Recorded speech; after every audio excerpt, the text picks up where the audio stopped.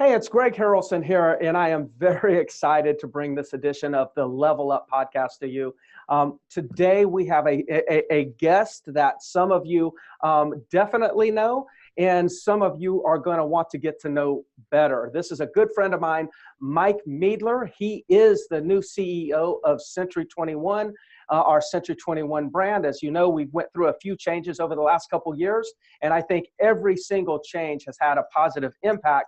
And now it's Mike's turn to take us to the next level. So I just want to welcome you, Mike Miedler, to the podcast. I'm excited to talk to you. And if we can just go ahead and start off by this. You have been with the brand probably longer than I have. I actually started in 1999 is when my dad and I bought the franchise. But you have been around for a long time doing all kinds of roles. You're CEO. Can you just kind of start off by telling the audience about who you are, the journey that you've been on, and to get up to this point, and we'll just go into some other stuff from there. Absolutely, Greg. Well, like I said, first of all, I appreciate you having me on. It's always a pleasure to be with you and working with you, and for you representing us down there, it's just such a pleasure for us. And thanks again for having me on. So, yeah. Great question. I think I have you beat by literally maybe a year. I started back in February of '98.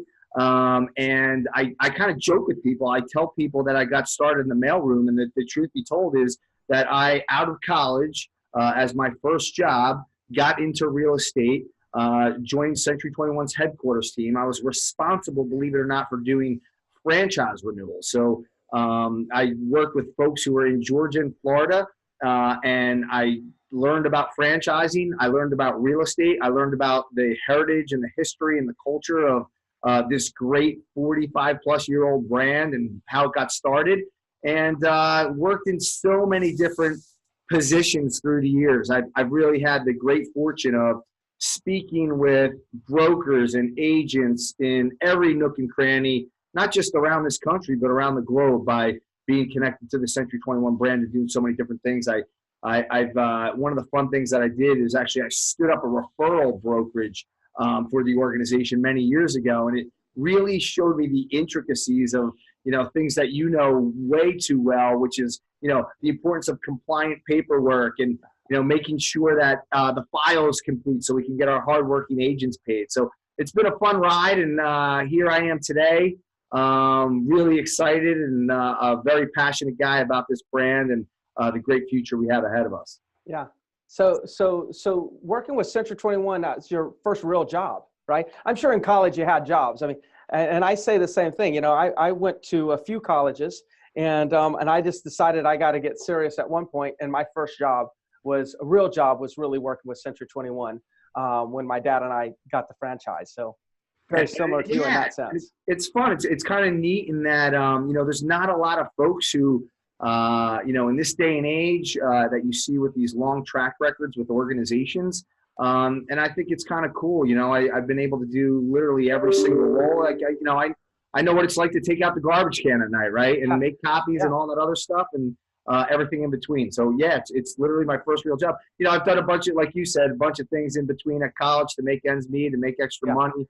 A lot of manual labor over my years, but this is my first real business world job. Yeah. So let me ask you this, because through that journey, I'm sure you learned a lot of things. You know, what's even really powerful is that you've experienced, even though maybe not being in the business like say I am, but you've experienced ups and downs, market shifts, high interest rates, low interest rates.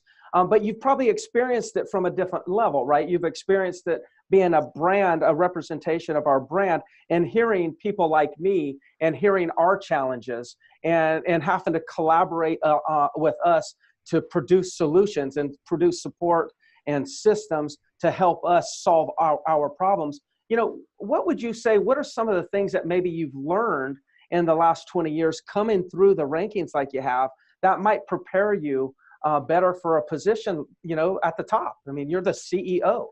What are some things that you may have learned through that journey, though? Yeah, I mean, and you're right. We've all seen the depths of the real estate industry through 2008 and everything that happened there, and some of the things we had to do as a brand to power through that, make some of our companies stronger, help our agents really in in a dark period, and we've seen a lot of, great run-ups as well. I think the best thing about the brand, and I say this all the time, Greg, is really the people in the brand. I mean, we are literally a global organization that have terrific professionals around the globe. Folks like you, some of your counterparts that I know you mastermind and speak with in our brand and outside our brand, but literally we get a lot of the great ideas from speaking with folks like you. And I think the cool part about my history, my tenure with the brand is that in the last 10 years, I've been responsible for market share growth for the organization, right? So my job has been to be out there on the front line in different marketplaces where we're dark or underserved, talking to brokers and agents, whether it's recruiting agents and teams or speaking with brokerages that we feel are going to match the culture and have the same passion and commitment for their marketplace and the customer that we do, and trying to align ourselves with growth strategies for those organizations. And I kind of say this, I've spent a lot of time in the sales world, and like many of our great sales professionals out there, it's interesting. And I think I've told you this story before, but in the franchise sales world and where you're trying for market share growth, it's a place where you get a geographic territory. You've got to know all the metrics. You got to know what's happening in the market, what the different pull and push points are. You have to understand the players.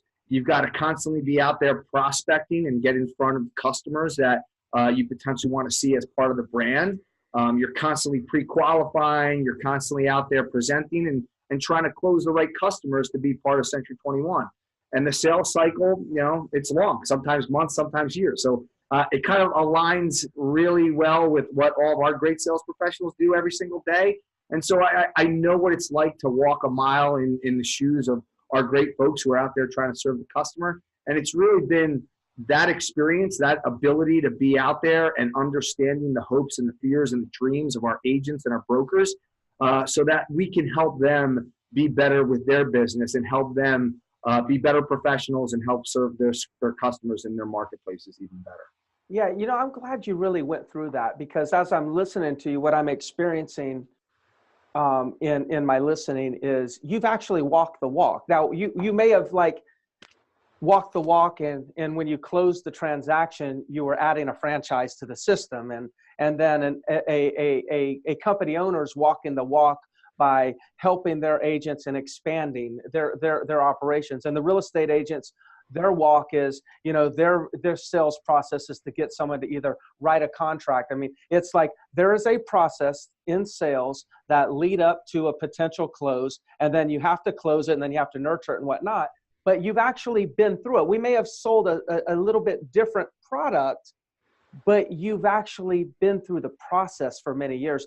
That might be one of the reasons why, Mike, when I talk to you, I'm always so, I always, say to you, gosh, man, you've got such a great message. And I think now what's clicking is it's consistent, I think, with the things that I have to go through as an operator. And it feels like I can relate to you, but it's because we've actually went through the same things. Right. That's interesting. You say this a lot. I mean, our great sales professionals, when they take a customer through the experience and they come out with a fantastic transaction, and that home buyer or seller is like, man, I would use Greg, and I'd refer him to all my friends and family, and I'd let anybody know that Greg is just a terrific real estate professional.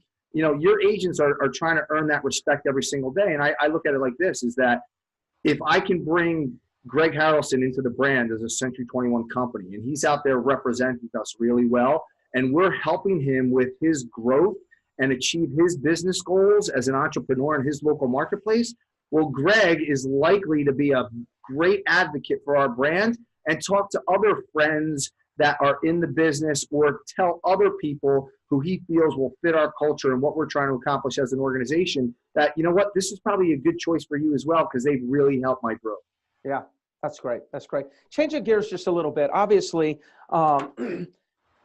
man, you're coming in. I was listening to the Steve Murray podcast that he did recently on Real Trends, and he was upset because we're using the term disruptor too much. And he says, look, he actually said this on the podcast that I heard this morning, he's like, look, back in 35 years ago, 45 years ago, he goes, Century 21 was the disruptor. And then Remax, everyone's complaining about Remax as the disruptor. So it's just like at every point, there's always a disruptor, which is somebody who's trying to disrupt the current way of doing business and do it differently. And in their minds, they probably don't mean anything evil. They're looking for a more efficient way they're trying to improve the widget per se. Well, I've been in it for the last 20 years, and I do feel like there's a lot more change going on right now, or at least change is happening faster. And now you're coming in. So what are some things that you think we should be thinking about from the industry standpoint, the change that is occurring, and maybe thoughts on either brokerages or agents, what we should be paying attention to, and maybe some things we should ignore, right? Because there's a lot of noise, and it's hard to figure out what should we pay attention to, what should we ignore, and then at the same token, keep moving forward and doing our job on a daily basis. That's a great point, Greg. So I actually, while we were in Las Vegas, I got a chance to sit with Steve Murray. He was out there during our 121 experience, and him and I sat down, and he had shared some really interesting information with a lot of our brokers. And you might have been in the room when he was talking a little bit about kind of some of the polling that he's done. So in July of last year, 2018, Steve Real Trends, along with the CE Shop, did a poll. And now we have 90% of home buyers and sellers using a real estate professional to transact. Okay? If you look back to call it, I think it was 2014, that number was 84% were using a real estate professional. And go back to 2001, and the number was 81%. So we get caught up with disruption, and the truth be told is there's a lot of different people and a lot of different organizations and a lot of different money sources coming into the real estate industry because they see billions of dollars in commission, and quite frankly, it's the driver of GDP and economic growth here in the United States and around the world. And so people are attracted to the space, and they're throwing money in, and like you said, they could be disruptors. Maybe they're not. Some are in technology, some are not. You never know exactly what space they're coming from. But the truth of the matter is, and Greg, you know this way better than I do because you've done it for so long and you've been out on the front lines, is this is a relationship-based business.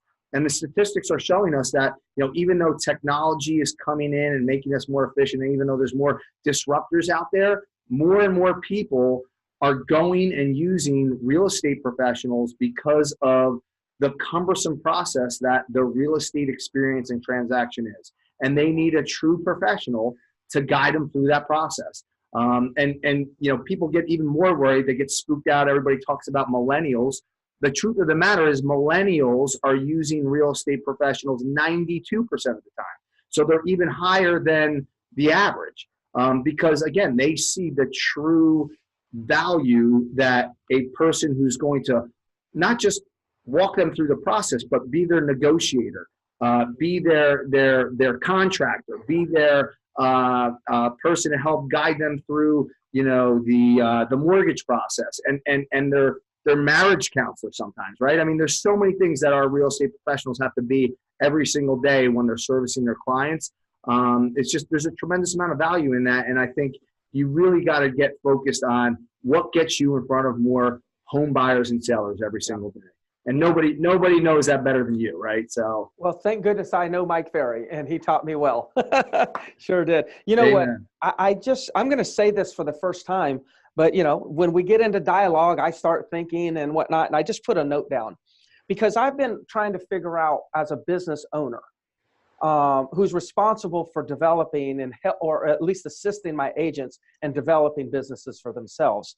I've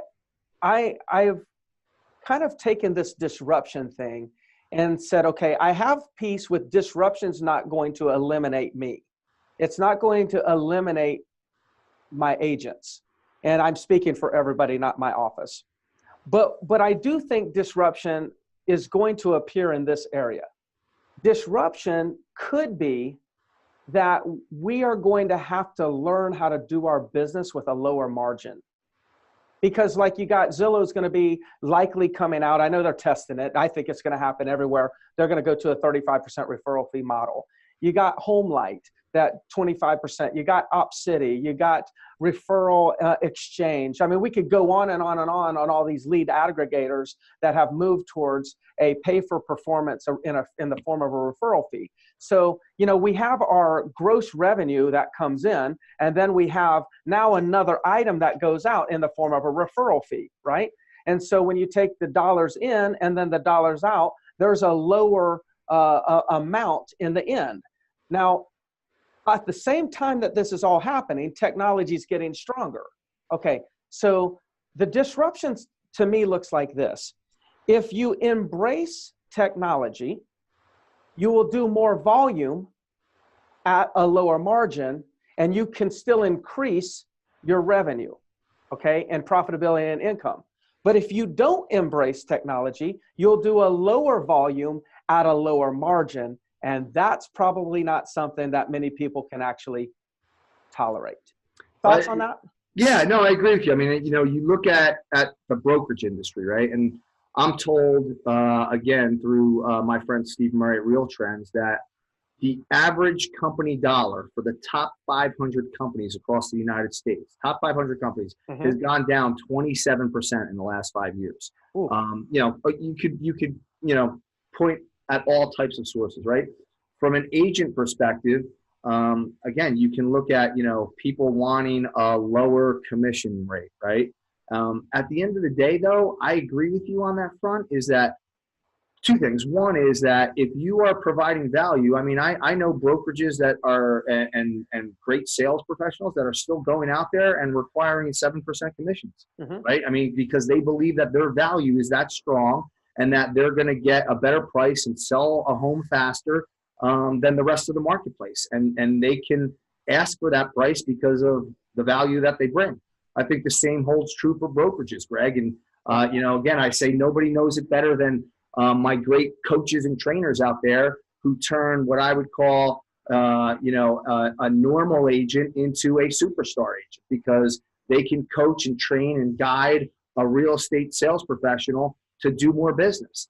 And I think at the end of the day, you're right. You know, there's a ton of different technology out there. There's a ton of different ways to be more efficient, whether it's through social media marketing or, you know, some of the different avenues that you see when you walk through the trade room floor at NAR. Look, I've been going to NAR for years, and every single year there's hundreds and hundreds of vendors. And one year it's, you know, one brand new thing. The next year it's something else. And there's always going to be something that works well in a specific market or for a specific strategy for a specific agent in what they're trying to achieve for their business. And again, to your point, it will help make you more productive. It'll help make you more efficient in the way that you service your clients, and just increase the amount of units so that you can take advantage of, again, a business where, you know, margins are kind of compressing. So I agree with you wholeheartedly there. You've got to stay on the cutting edge. You've got to continue to look at what's out there and figure out how it's going to work for your strategy and what you're doing and how you're serving your client base. Yeah. You know, and what's, and I like how you added the more value. So I'm changing my notes now. My notes are, if you add, you know, to embrace the change, you add more value, more volume, lower margins, but we can still reach all our financial goals working that. So less value, you know, less volume and less margins. That's where you're disrupted. So I think the audience that's listening to this, just remember that, like, disruption is not that, you know, that anyone's going to take away something. It just means that we need to add something to what we're doing. And that's the solution right there. I think that's the solution. And speaking of that, we just got back from the you know, the big, you know, I call it the 121 because I'm more focusing on Century 21, that event. And wow, you guys have two things that I noticed in the last, in the last 12 months. Century 21's commitment to training and coaching has really accelerated, and Century 21's commitment to technology has really accelerated. Though being around Century 21 for a while, we really were already committed to the technology. It's just being polished a little bit more and maybe shared with the public a little bit more than it has been in the past. Where are we going with this? I mean, you're the new leadership. You're at the helm here driving us. Where are we going with coaching, technology, and all this stuff? Yeah, absolutely. I mean, we're going to continue to stay in the forefront, right? That's what we need to do as a franchisor, a global franchisor. Is what I need to do every single day is what you need to do for your agents every single day.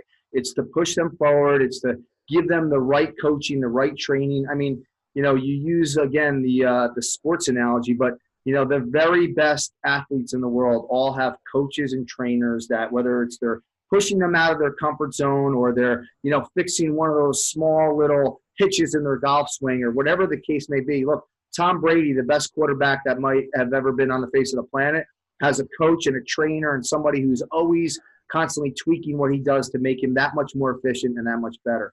As I shared with our team at the 121 in Las Vegas, like we're having fantastic results from people who go through classes like Accelerate or GoList, people who listen, who take the process and they internalize it and then execute it out in the field are having more success, and they're increasing their productivity in some cases by, in the teens up to double digits over folks who are not going through the program. So I'm a big believer in coaching and training, as I know you are, and many of our very top are, right? I mean, that's just how that top 20%, I mean, they're always trying to elevate their game and move forward. And so that's a big kind of strategy of mine that I want to get out to every single agent who wants to be better and wants to hit certain personal goals is coaching and training. So we've got a whole bunch of stuff going on there. But I think what's really cool is some of the technology that we're getting into.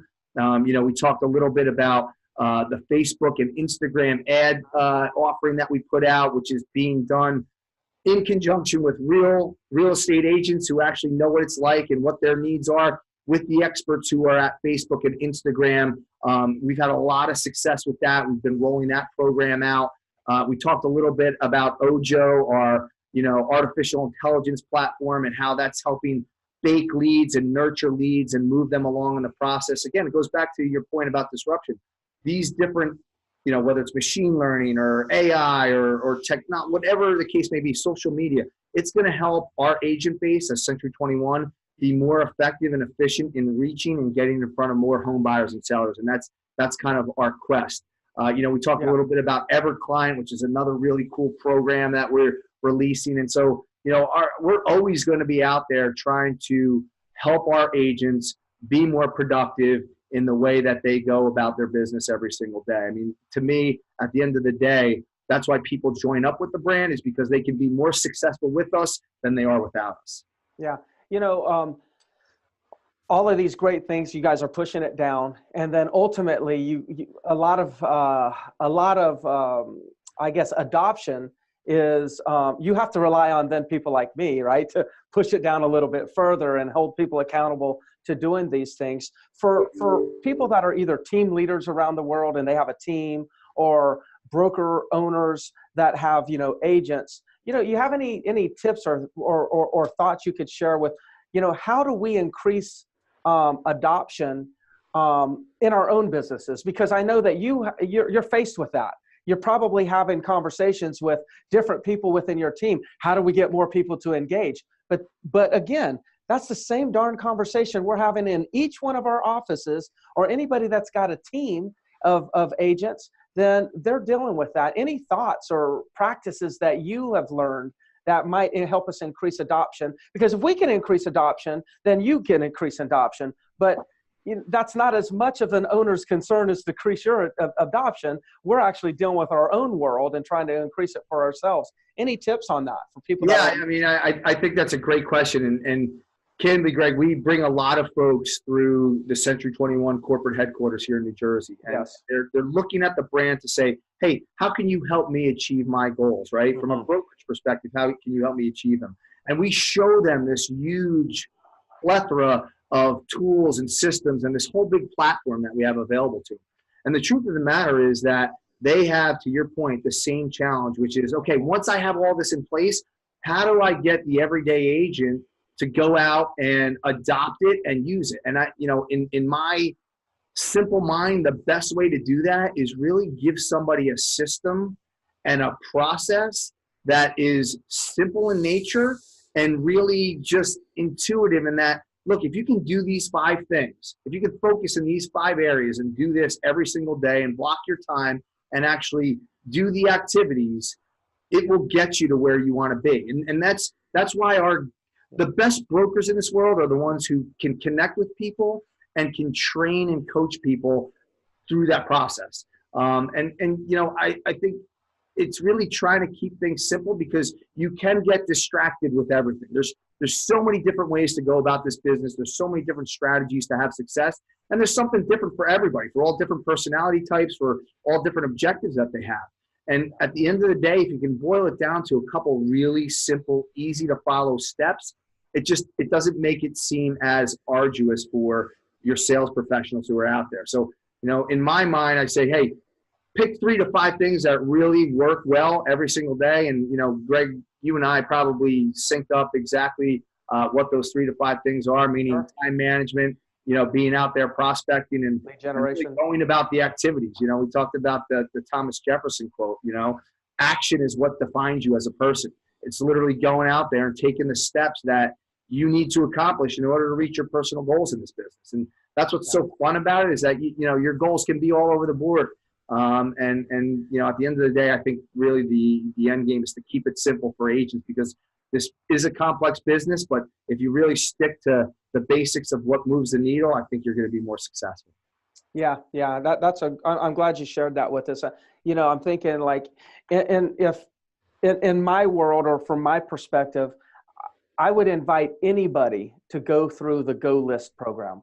I mean, because number one, it's already done for you. There's no thinking. It's like, okay, just figure out a schedule and, figure out how to announce it within the company, figure out your schedule, go ahead and plug in, and everything's pretty much done. And to me, it's like, what I'm hoping is that, you get massive adoption for those programs. But in my mind, the GoList program, because we need inventory, right? And inventory solves a lot of problems, and getting inventory is not that difficult, but the first step of taking charge of getting inventory is the hardest step. I tell, I've ran some marathons, and I've asked people to run marathons, and they're like, I don't know if I could ever finish a marathon. I said, I didn't ask you to finish a marathon. You're a winner when you start the marathon. Where you end up after you start is insignificant. But think about how many people don't start. If you start, that makes you a winner. And then take the first step. And then if you can take a next step, then take the next step. But don't sit here and be on the sidelines, never starting because you're afraid that you may not finish. And I think that, like, if to start to get new listings, take the first step, get into GoList. And I know I'm promoting GoList, and that's not necessarily what the intention was, but I'm really sharing with people that I know. I've looked at the program, and I know it's access to more listings, which we all need. So let's take Century 21 out of the equation, right? You and I you gave me the little GoList challenge. Okay. That I put out I'm sorry, not the GoList, the Past Client Challenge that I put out to our organization, right? To your point about taking the first step, put that little, I don't know, it was probably a 2-3 minute video. Contact all of your past clients that you've recently sold a home to. Go ask them via telephone call or text message, hey, inventory is short out there. If I can get you more money for your house, is that a conversation you're willing to have? I can't tell you the amount of folks, brokers, owners, agents who come up to me and said, man, that was the best thing that we did. In fact, my whole team went out, they instituted it. We got into 5, 6, 7, 12, 15 listing conversations. It's just taking a step. It's so easy, so simple, so basic, but you just got to go out and take action. And I mean, a great, easy idea. I mean, it's that kind of stuff that you got to act on in order to be successful in this business, right? Yeah. Yeah. I'm going to challenge my company for the next 12 weeks is going to be 12 weeks of total immersion. So I created a second quarter calendar for training, and I know exactly what I'm going to train every single day of the week for the next 12 weeks. And then what I'm doing is I'm coming up with one simple challenge like that, whether it be, I challenge everyone to do one open house this week, and then 3 days prior to open house, do this, the morning of do this, and then do an open house, see what happens, right? And just get massive adoption, and not make it where, okay, for the next month, you've got to do 15 open houses. No, this week, just do an open house. And then next week, and for the next 12 weeks, I'll come up with 12 different little challenges to move the needle this much. Yep. And if we move the needle this much for 12 weeks in a row, we've actually moved the needle this much. Exactly. That's great. Keeping it simple with a really clear focus. Keep it simple. I've heard you say that many times right now on this, so I'm writing that down. So look, you got a big job ahead of you. You're CEO of a fairly large organization. Yeah. Somebody like you probably has goals, and you probably have a burning desire to reach some of those goals. In your new position, how long have you been CEO? Maybe 3 months, 2 months? Yeah, I'm going a little over 2 months. It's probably almost 3 months, almost up to 3 months. So you're probably collecting your thoughts, by now, and say, okay, this is what I'd like to accomplish. Share with us some of your, whatever you can share with us, of like some things that you would like to accomplish, and what is something that you want to be known for as a CEO? Yeah, I mean, I think at the end of the day, it's all about growth. It's about growth for obviously our brokers, and it's about growth for our great sales professionals around the globe, right? If I can help people accomplish their personal goals by rolling out a platform, by giving them tools and systems, by coaching and training them to be better at everything they do every day, then I've won. But I mean, when you have 127,000 sales professionals around the globe in 80 countries, it's difficult to really measure that. So, the other part of it, and Greg, this, we talk about it a lot, but I want Century 21 to be the premier name, and I believe it is, when any consumer thinks about real estate, that they think about Century 21, because our professionals have delivered an extraordinary experience to them. And, I want to align with the people out there who are really thinking about the needs of their consumer, and who are, servicing those needs in the highest quality fashion with the highest amount of ethics, and really bringing people that dream of home ownership with the easiest path possible. And then, that's kind of our goal, is to make sure that the consumer, at the end of the day, in a very arduous process, which, takes somewhere between 150 to 200 steps to complete, is a really long sales cycle, is often very, emotionally and mentally draining through the process. The best thing about it is when you have a sales professional or a consumer who comes back and brags to you about how great our sales professional treated them, and how they gave them this seamless experience to really get into the home of their dreams. And the more and more I hear that, the more I can get that kind of stuff out of the public and out of our consumers, the happier I'll be. But the truth of the matter is that I want to grow everybody who's part of our great brand, whether it's our brokers and sales professionals, to hit their personal goals. Whether those personal goals mean, that they're making a certain amount of money to send kids to school, or whether it's, making a certain amount of money to give money back to their community or to some charitable source. I'm a big believer in trying to push everybody to be their very best, and hopefully we can do that as an organization. Yeah, that's fantastic. Well, I know you're a busy guy, and I really appreciate you taking the time to collaborate with me, have a conversation on this podcast, as well as just taking the time. There's a lot of people that are not with Century 21. Tremendous amount of people are not with Century 21 that listen to this podcast. So it's a great way for them to get an understanding of who you are as a leader. And then, of course, for the people that are within Century 21, it's a good good way for them to get to understand who their leader is. So I really appreciate you taking the time. I think it's been very helpful for myself, as well as those that are going to hear this. And I just want to let you know, I wish you the best of luck in your endeavors, and that I'm supporting you. So if there's anything I can do, I'm on your team. You just have to put me in, coach. Hey man, I know that already, Greg. You've always been a great supporter and a great steward of this brand, whether it's serving clients or coaching your agents down there. and to get this opportunity to sit in front of you and banter back and forth with some ideas about this great business. I know you're super passionate about it. Obviously, I am as well, and that's why we make such a great partnership, buddy. I appreciate the time this afternoon. Absolutely. Well, I appreciate it, man. Thank you so much. Talk to you soon, Greg. Bye-bye.